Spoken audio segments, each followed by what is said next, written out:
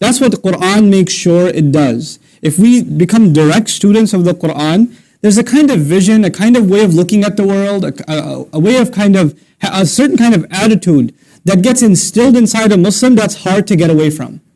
It becomes hard for you to sell out from that and to just look at the religion in a compartmentalized kind of way, So, يَسْأَلُونَكَ عَنِ الْأَهِلَّةِ. So they ask you about the changing phases of the moon. Because of course when fasting was revealed, then you have to pay attention to what?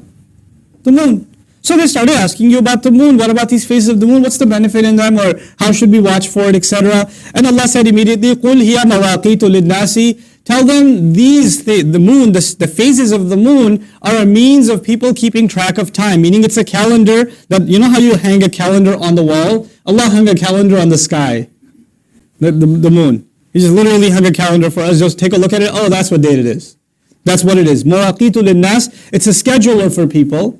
And of course, when Allah says it's a scheduler for people, it's not just for religious purposes, business purposes, travel purposes. You keep track, you keep dates in mind. You have, we don't look at the moon anymore. We have a calendar, and mostly we follow the solar calendar. But nonetheless, the idea of a calendar is it'll keep track of all of your business affairs. Classes start on this day. You're off on this day. I want to travel on this day. I have a reservation that day. I have an appointment that day. All of our schedules are kept like that. But of all of our schedules, Allah mentioned one thing that should be, make sure it's marked on your calendar. قُلْ هِيَ مَوَاقِيتُ لِلنَّاسِ in general, and particularly وَالْحَجِّ.